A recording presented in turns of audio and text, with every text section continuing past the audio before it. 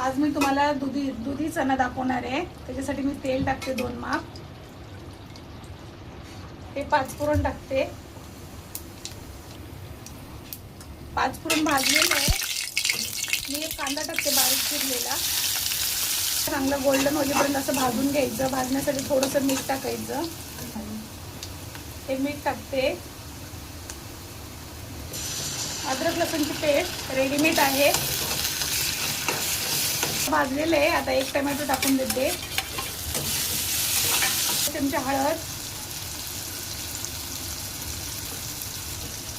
1.5 चमचा धना पावडर, 1 चमचा जिरा पावडर आणि हे तिखट आपल्या चवीनुसार 1 चमचा टाकते मी।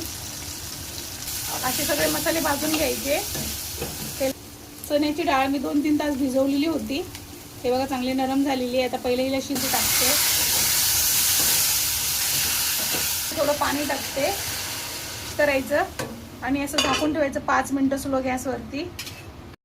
10 मिनिटं झालेले आहेत, चण्याची डाळ चांगली नरम झालेली आहे बघा। आता मी दुधी टाकणार आहे।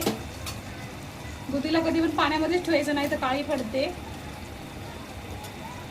हे अशी दुधी टाकून देते, परत 10 मिनिटं शिजवते। त्यात असं मिक्स करून घ्यायचं आणि जर रसा पाहिजे असेल तर पाणी टाकायचं, नाही पाहिजे तर वाफेवर ठेवून द्यायचं। वरती ताटामध्ये पाणी टाकायचं आणि ठेवायचं। मी ताट ठेवते आणि ताटामध्ये 1 ग्लास पाणी टाकणार आहे। वाफेचं पाणी सगळं खाली जातं आणि भाजी मस्त शिजते। 7 ते 8 मिनिटं झालेली आहेत, मी पाणी ठेवलेलं होतं। हे बघा पाणी सगळं आतमध्ये गेलेलं आहे, मी पाणी अजिबात नव्हतं टाकलं। दुधी पण मस्त शिजलेली आहे, अशी माझी रेसिपी करून बघा। भाजी माझी शिजलेली आहे, मी आता थोडीशी वरतून कोथिंबीर टाकते। माझी अशी रेसिपी करून बघा, आवडली तर शेअर करा, लाईक करा, कमेंट करा।